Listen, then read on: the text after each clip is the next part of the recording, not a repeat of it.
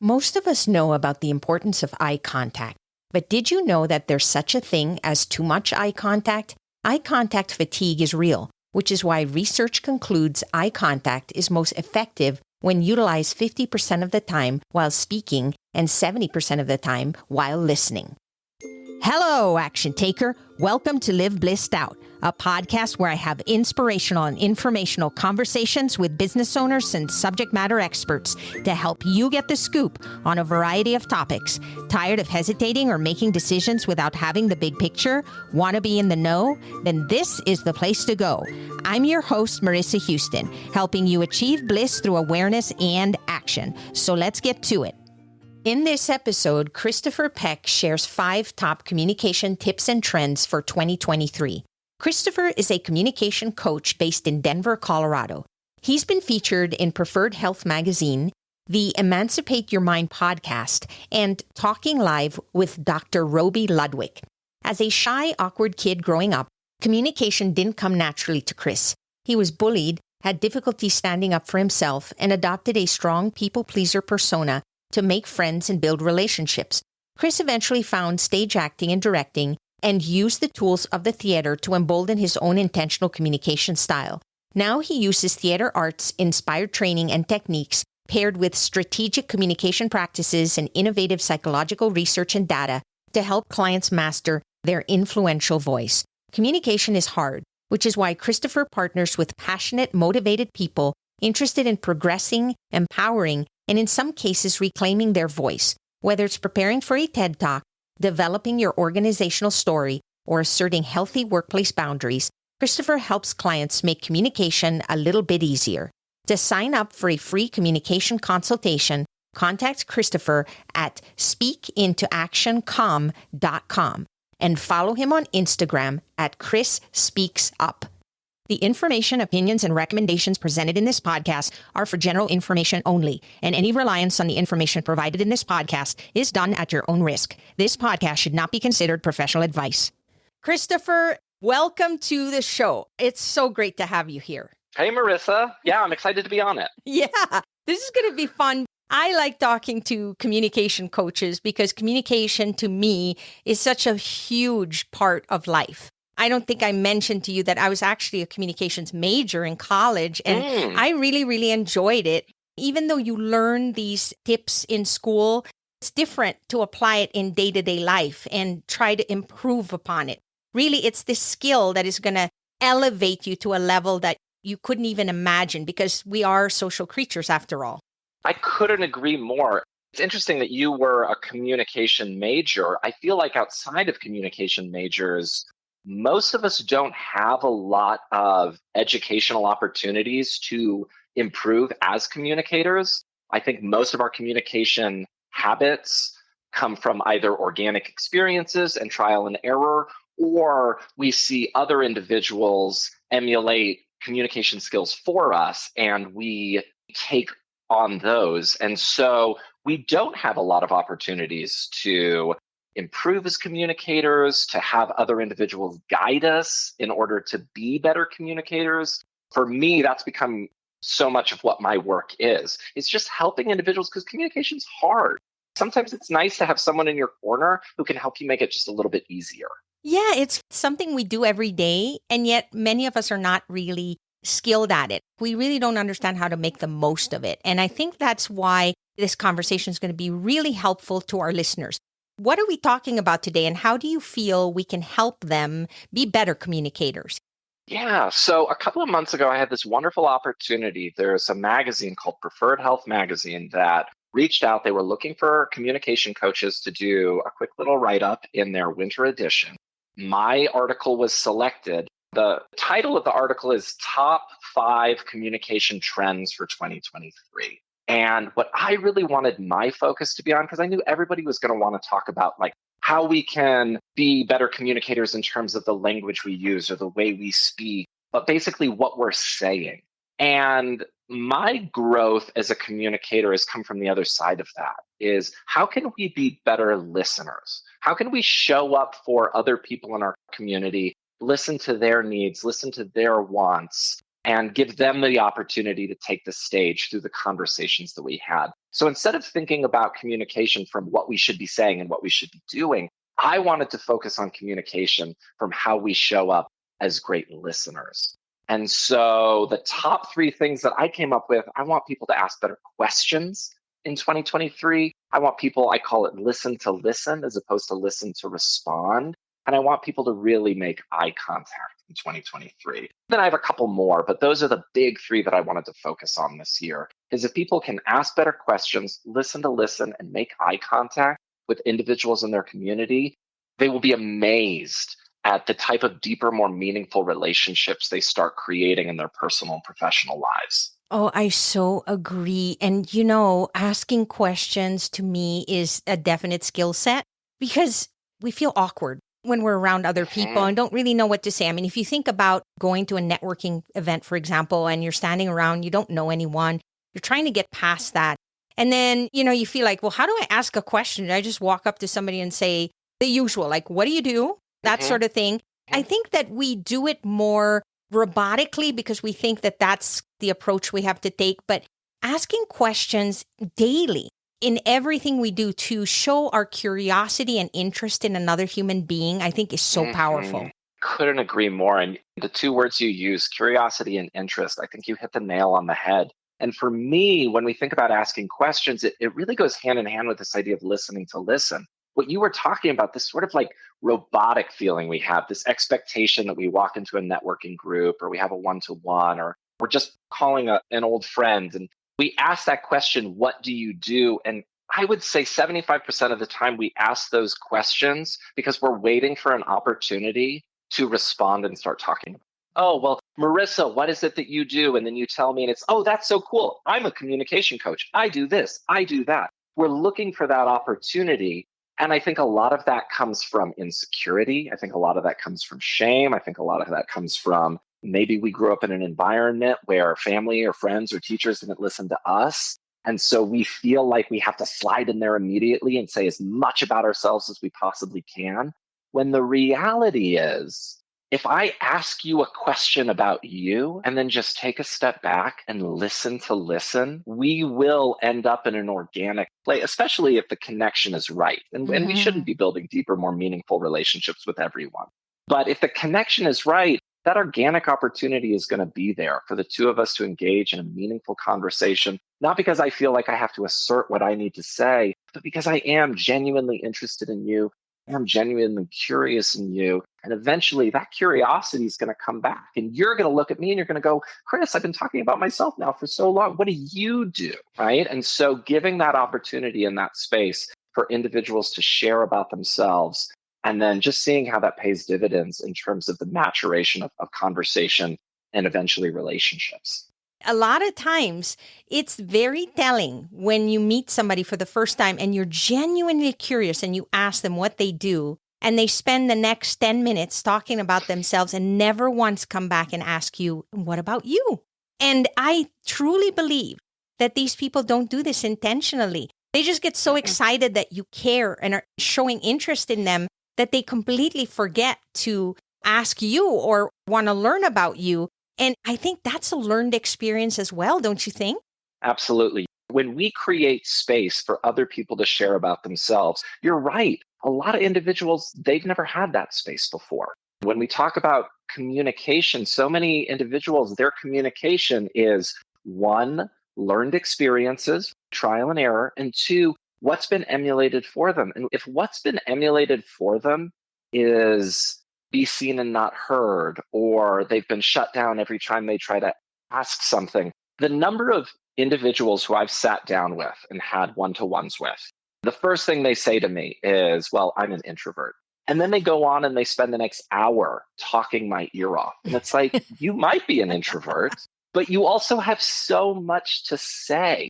And I think what's also important within that is go ahead and provide that space. Go ahead and give that space, because even if you don't get the opportunity to then share about yourself, that individual that you just connected with remembers you.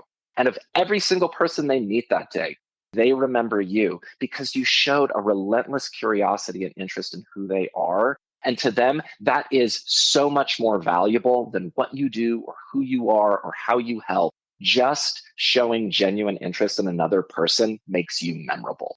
100%. As human beings, we care about ourselves for the most part, I would like to think. And so if you put the focus on the other person, then you've heard it before, Christopher, like people will go, this is such a great conversation. And the entire time they were talking about themselves. They get that perception because the conversation was about them. And that's just a natural thing. And it's learned to try to overcome that and really put the ball back in the court of the other person and say, but I want to learn about you too. What about you? Given that these main 3 points you were referring to are things that you feel very important that we need to focus on, do you find that more people are becoming aware and asking the question back? Or do you feel like it's still something that people need to pick up on? For example, I meet a lot of people, and I would say at least 50% of the time, people never ask me about me. And I don't know if that's the statistic. Are you seeing that people are more aware to ask other people? Or is it still that one-sided thing where it's usually one person showing more interest than the other? Statistically, I don't know. I have not observed a change. And that's part of the reason why I wanted this to be the influence of my article, is we spend so much time talking about how to get rid of filler words or how to show up confidently when we're public speaking. We spend so much time talking about communication from the perspective of how we can speak better. And we have put very little effort into how we can listen better. You've got 2 ears and 1 mouth. You should be listening twice as much as you're speaking. For almost 100 years now, at least, we've been talking about the importance of listening. We've been talking about the importance of asking questions. We've been talking about the importance of connecting with other human beings by showing curiosity. Then we immediately forget about it and talk about how we can be better communicators from the standpoint of how we can speak better, how we can show up better, how we can appear more confident. So from that perspective, I'd say I haven't seen a huge change. And that's why the influence of this article in particular was so important to me. The other thing is when I first started this work, which was back in 2016, I'd been working at a college in Mobile, Alabama. I'd been working in their theater department. And so when I made the pivot into this work, it was from a theatrical perspective and particularly working with public speakers. And so my influence was I wanted to help people be better communicators in the way that they show up and present themselves. What I realized as I was doing the work is I'm a great public speaker. I was a terrible interpersonal communicator. I love showing up on stage in front of 1,000 people. I get to control the content. I get to control the language. I get the script ahead of time. I get to be the center of attention. I love public speaking. But when got into more interpersonal conversations, I found that my one-to-ones were far more vulnerable and made me far more uncomfortable because I had to learn how to share the stage with someone else. And so I'm thinking, if I'm a communication coach and I'm coming at this from this public speaking perspective, but the part that I'm having the biggest challenge with is asking questions, listening to listen, making eye contact, showing genuine curiosity and interest in other individuals, I bet you there are a lot of other people who are struggling with that too and don't even know because their sole focus on communication is how can I be a better speaker? Not necessarily how can I be a better listener? How can I ask better questions? How can I show up for other people better? And it's interesting that you separated those two areas because I can guarantee so many people listening right now did not know the difference. You just lump in communication and the perception is, how's my TED Talk? Can I get up on stage and look really great in front of an audience? But you're talking about two different things. The conversation we're having now is very interpersonal. It's not about standing in front of thousands of people. We're just having a conversation, and it's very different from the approach that somebody on stage would take. Right. Well, and if I can admit this, one of the things that we talked about is we're shooting from the hip right now. You didn't send me questions ahead of time. I had no time to prepare. So even the conversation that we're engaging in this moment, it's spontaneous. It requires us to listen to each other in order to engage and continue moving the conversation forward. because there's that lack of preparation, and that's one of the things that I love so much about public speaking is I can prepare and prepare and prepare. But in these vulnerable interpersonal communication situations, I really have to rely on a different skill set within the communication umbrella in order to show up and be the best version of myself. Yeah, I just love this because it's so true. And the funny thing is, I love this type of spontaneous conversation, and I could not get myself to get in front of stage and plan. I love the genuine conversation that we're having with no other purpose than to talk from the heart and discuss what we think is going to be helpful to other people. Now that we define that, I think our listeners will then understand the difference because it does take different skill sets to do that. And you obviously have your preference and I have mine. And one doesn't necessarily overlap the other. You're better at one area than I am, yet we're still communicating. Well, and the important part too is that we not negate one or the other. You've talked about your preference in interpersonal, these spontaneous individual conversations, but you also know that this conversation is going to be heard by hundreds, if not thousands of people. You are engaging in public speaking right now. I prefer the public speaking side of things. And so the audience size doesn't intimidate. It's the vulnerability that comes, insecurity, oh, what if she asked me a question and I don't know how to answer that? The audience member is going to think I sound weird or don't know what I'm talking about. There's all those insecurities and vulnerabilities that oftentimes come when we just have these spontaneous conversations with one another. There's all that insecurity and fear that exists that I think becomes magnified.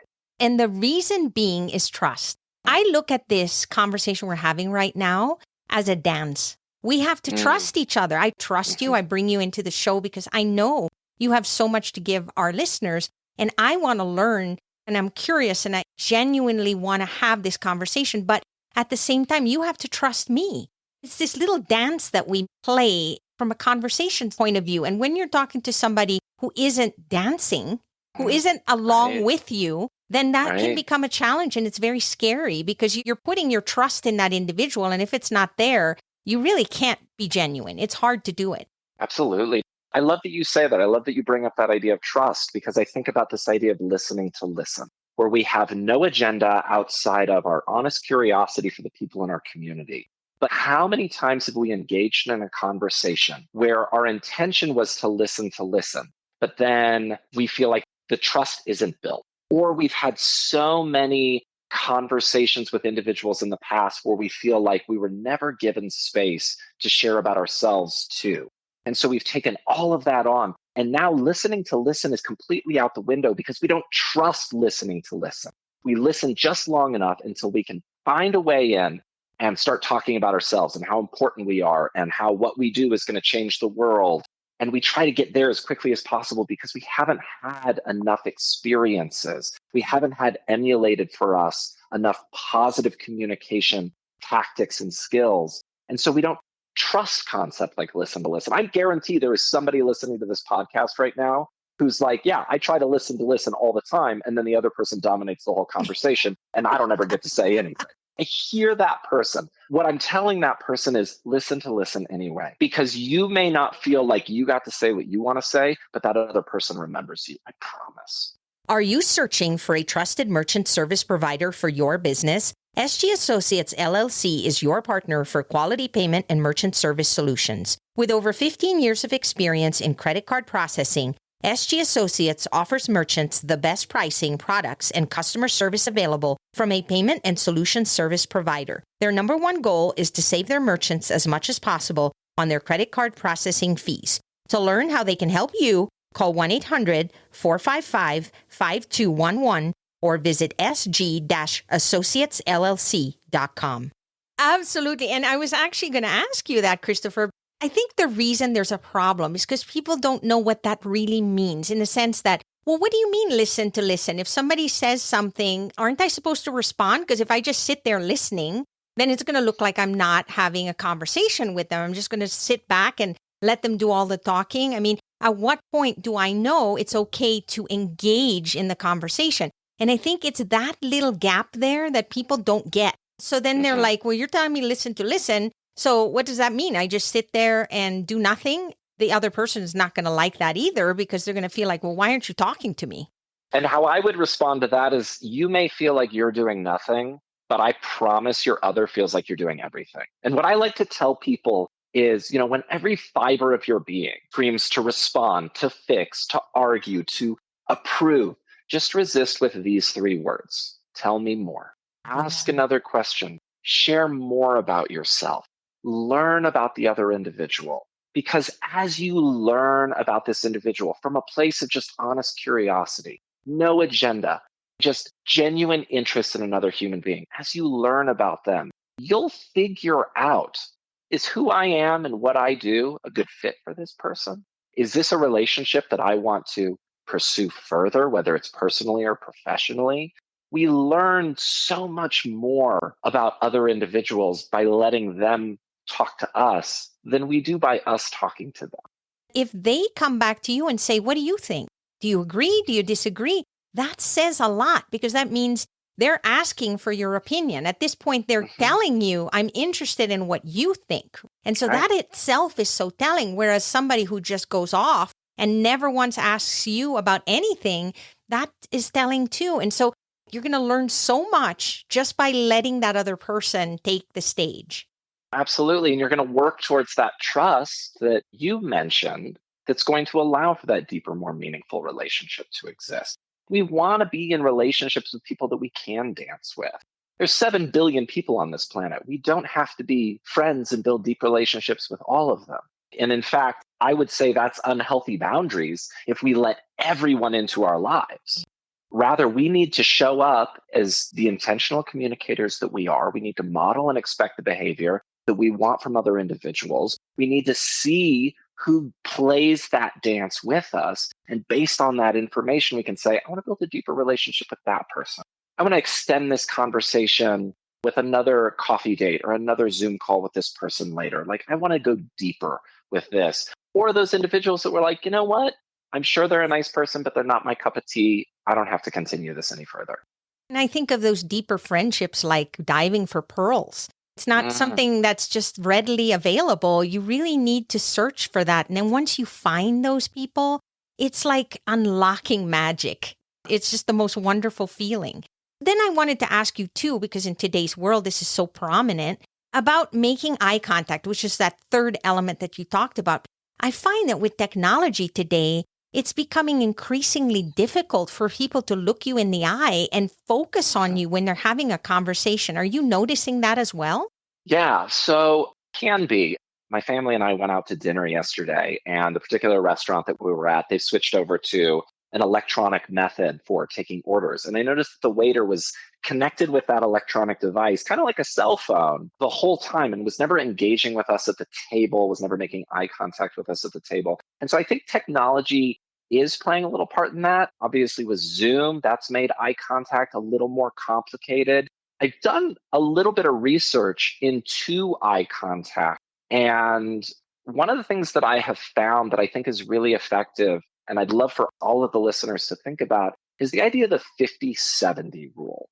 And what that rule is that we should be engaging in eye contact 50% of the time while we're talking and 70% of the time while we're listening. And I think this is important for two reasons. One, it reminds us that we do need to engage in eye contact. Eye contact helps develop and create more powerful conversations and relationships. But the other side of that is we don't have to feel the pressure to make eye contact all the time. And in fact, there's such a thing called shared focus, which is, if you think about it, it's kind of like the climax of a great conversation. Two individuals, they're riffing with each other, energies are in sync, they're vibrating at the same frequency, whatever you want to call it. And it's building and it's building and it's building to this heightened moment of shared focus. But like any climax, the climax of a movie or anything else, like we can't live there forever. And so a strategic breaking in eye contact is actually necessary in order to help move conversations forward. Breaking eye contact when we change subjects or a new speaker comes in, something like that. Remembering it both from the perspective of we do need to be intentional about showing up and making eye contact, but we don't have to put pressure on ourselves to make eye contact all the time. Glad you pointed that out, because I don't know if you know about those exercises where they ask you to stare at somebody and whoever can stare the longest wins. A person's just looking straight at you, not blinking for minutes at a time, and it's really uncomfortable. And I think that when you're having a conversation, if you look outside or up or down or change a little bit of direction, it's actually very normal and comfortable. You don't have to be completely focused. At the same time, you don't want to be ignoring the person or never looking at them Right. because they feel like they're not connected to you.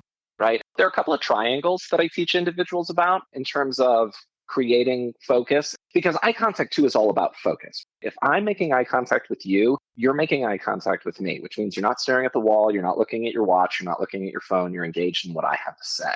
So when we break eye contact and we do it kind of haphazardly, we look over at the time, we can actually create a disconnect in terms of our conversation with others. What I encourage people to do is no, don't make eye contact all the time. But there are a couple of triangles of focus that I teach. One is from the right eye to the left eye to the nose. If you just kind of stay in that small window, you don't have to make eye contact the whole time. But by staying in that triangle of focus, your audience member, that other individual you're speaking to, is probably staying in the same place for you. If that triangle feels a little too tight, a little too restrictive, the other one that I suggest is from shoulder to the top of the head. If you can just stay in that small window, again, you don't have to make eye contact the whole time, but you guarantee that you're not going to pull focus away to something that has nothing to do with the conversation that's taking place. That is super helpful. I never even thought about that. This leads me to the number 5 point, practice, practice, practice.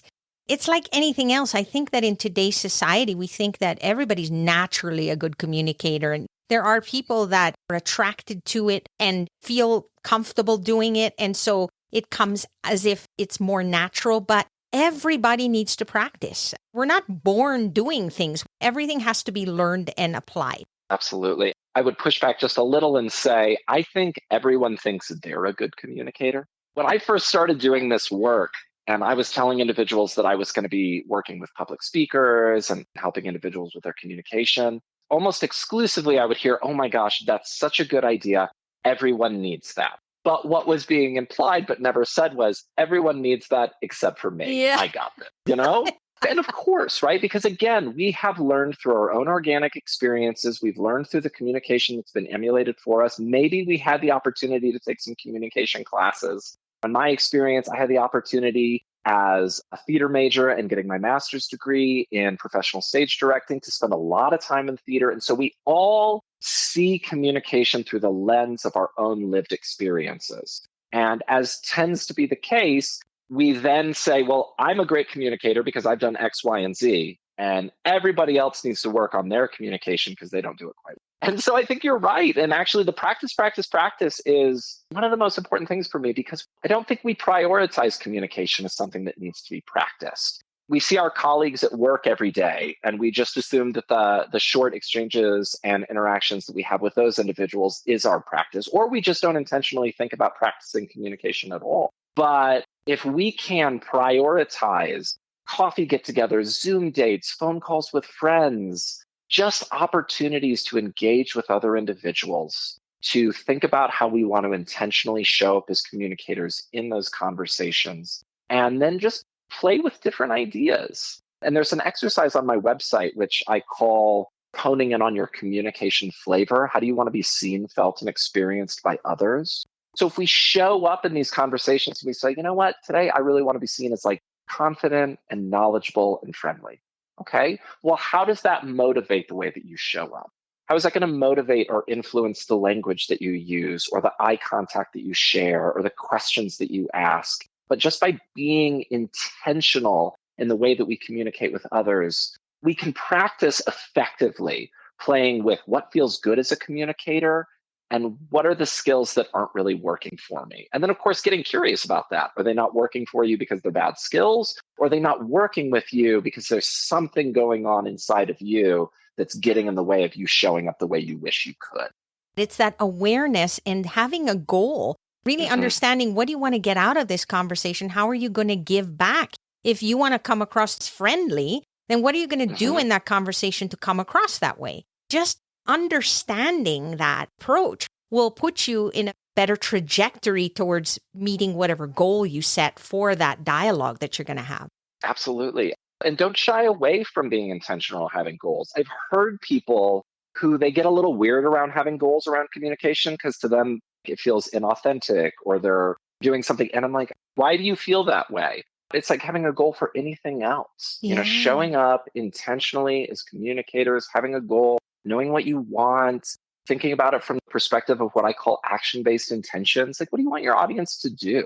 What do you want them to experience and go forward and do as a result of the conversation that you had with them?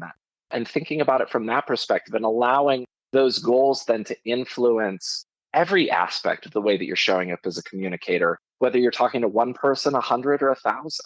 The bottom line is we have goals every day for everything. Sometimes we don't think about it, but we do have goals. Like, why do you get up in the morning and brush your teeth or take a shower or drop your kids to school? Everybody's got an intention and a goal. It's just that we live robotically a lot of times and we don't think about it. But when it comes to communication, it's so critical to really understand how you want to come across and how you want to make the other person feel, because that's going to be a game changer. How do people get a hold of you, Christopher, and learn more about what you offer and get more information? Thank you for asking. I encourage individuals to follow me on Instagram at ChrisSpeaksUp. You can also go to my website, www.speakintoactioncom.com. If you are having challenges in your own communication, whether it's public speaking, I've worked with aspiring politicians, I've worked with startups that are looking to secure funding from investors. And then I work with just a lot of executives or employees who are having challenging interpersonal relationships at work.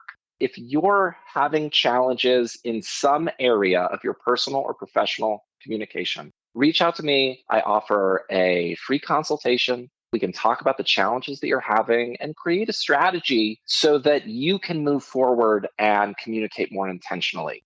Sometimes it's just really nice to have somebody in your corner, somebody that you trust, having a background in professional stage directing. Yes, it's the responsibility of the director to create a story, but it's also the responsibility of the director to be the first audience member. And I think so often that's something that we're lacking as people, is that we don't have a trusted audience member who can sit there, watch what we're trying to put out and say, this is what I'm feeling, this is what I'm experiencing. Is that kind of what you're going for? That's one of the biggest things I do in my work, is I am that trusted audience member who says, all right, Marissa, this is what you said. This is the impact it had on me. This is how I saw you. This is how I felt you. This is how I experienced you. Is that what you're going for? Is that what you're trying to accomplish? And if it's not what you're trying to accomplish, let's figure out what we can tweak so that you can show up exactly the way you want. And it's not just unbiased feedback, but feedback from somebody who understands what to look for.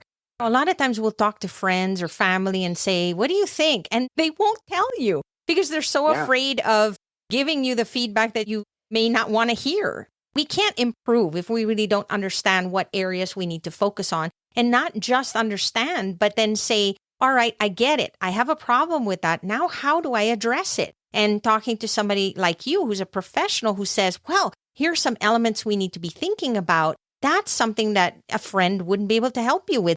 Everything we do in life is tied to communication and how we come across. It's just imperative that people start to try to improve themselves and do the work so that they can be better at it. Absolutely. And the other piece of that too, you talk about that unbiased feedback. One of the things that I ask clients to do as well is, if you want to watch or listen to your own work and give yourself feedback, please do. But please do it through the filter of me, because you, Marissa, will always be the harshest on your own communication skills. You're the only one who thinks you sound the way you do. A great Morgan Freeman voice that we all think we have floating around in our head because it's resonating. And then we hear ourselves and we're like, is that really what I sound like? And it's like, yes, to the whole world, that's what you sound like. So we're not going to focus on that.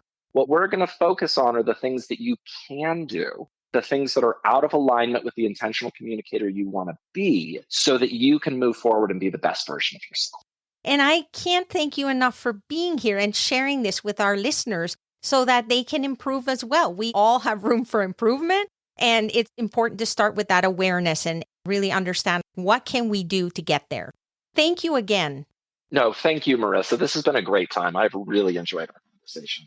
That's a wrap for this episode of Live Blissed Out. Thanks to Christopher Peck for joining us, and thanks for listening.